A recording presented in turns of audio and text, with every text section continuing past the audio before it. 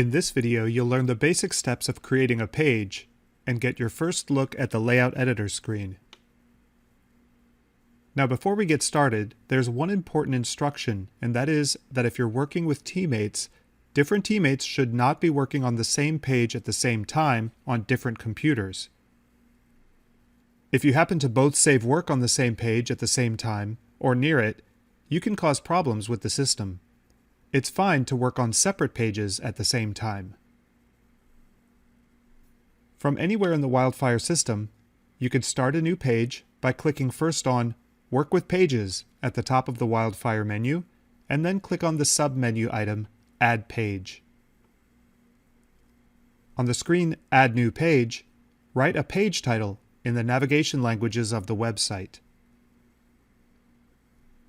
Below the title section, you'll see several tabs, each of which has different settings for the page title. In this first one, called Options, you can click to either hide the page title or unclick to show it. This will be the title at the very top of the page on the website. And you can click to show the social media share links that you choose elsewhere. We'll get to that in a different video. Then click on the tab Menu Settings, and you'll decide where on your menu you want to locate this page. Now you can do this later, so this isn't a critical step to do here at the beginning of adding a new page, but let's look at how to do it. If you click on this drop-down list, you'll see the pages and menu items already existing on your menu.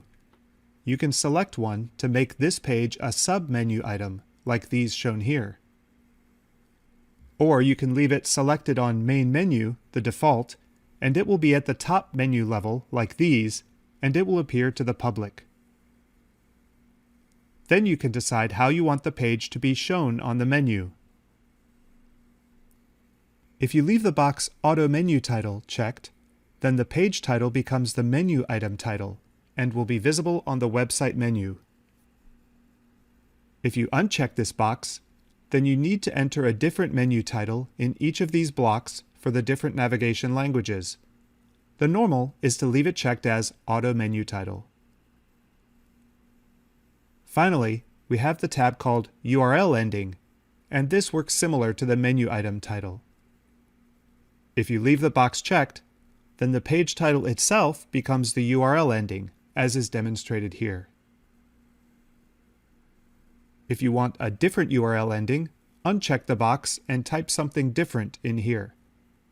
This is helpful if you have a long page title, but you want to keep your URLs short and easy to understand.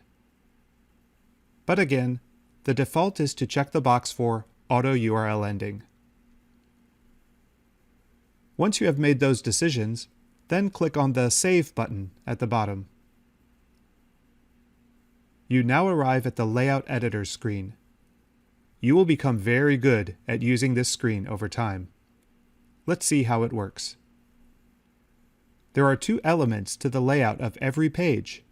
One is a section, and the other is a content block. The first thing you do then, when you arrive at the Layout Editor screen for a new page, is to add a section. We will look later at content blocks in great detail. Click on the link that's titled Add Section. A sidebar opens, showing you the different kinds of section layout. The options, as you see here, are 1 column, 2 column, 3 column, 4 column, slideshow, which is a special section that we'll get to in one of the content block videos, and finally, inline. You can experiment with these and see how they behave on a page. You can use one or more sections on each page, and you can mix the style of section. So, you might have a 1-column section, and then a 3-column section, and then below that, a slideshow section. Let's start by selecting 1 column. You'll see now that the Add Section area is still there, but we've placed a new section below that. This allows us to still add a section above or below the new section. This is now titled Section 1, And because we chose a one-column section, we have a single content block that stretches the width of the page. Let's see what it looks like if we add a different type of section. I'll click here again on Add Section. The sidebar opens, and this time I'll select 3-column. Now we have a new section further down the page, and because it's 3-column, there are 3 content blocks that we will later learn how to fill out. Once you have placed a section on the page, you can edit it. You can make some decisions about how that section looks and operates.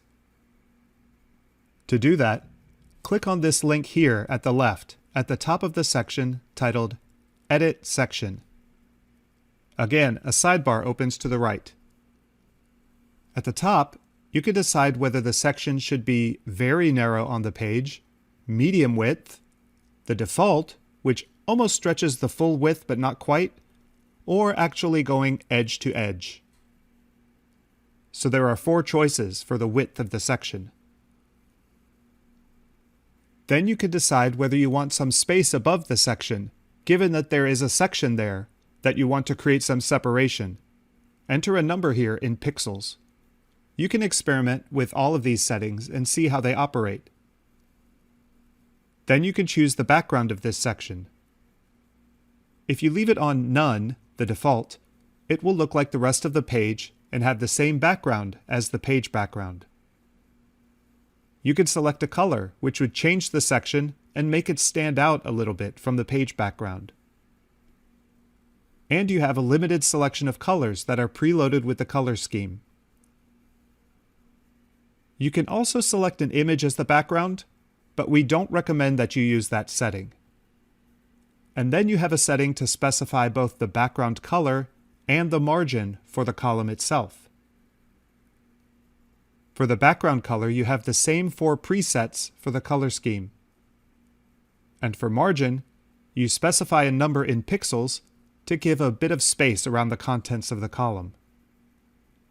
Once you have made your choices here on editing the section, click on the Save button at the bottom. Let's look at the difference with the 3-column section. If we click on Edit for that one, the sidebar opens again, and now we have some different choices. We have the same 4 choices for the section width across the whole page, though we can now decide how the 3 columns are split up in terms of relative width to the overall width. The default is a balanced layout where each column is approximately the same width, but you have some other choices here that you could also select.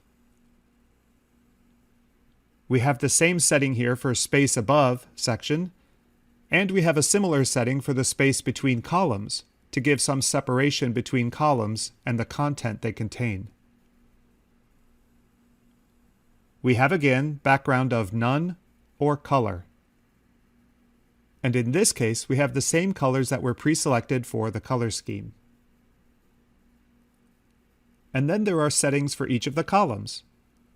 Click on one to open it.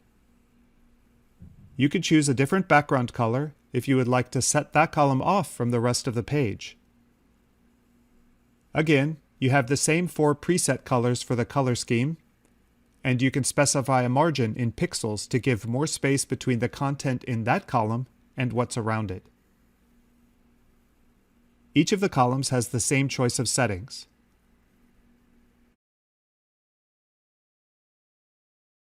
Again, once you have made your choices, click on the Save button at the bottom of the sidebar. You can also delete a section if you decide you don't want to use it or you want to change to a different style of section in that particular location on the page. To do that, simply click on the X at the top left of the section. A sidebar will open asking you to confirm your choice, and you can click on Delete there, and that section disappears.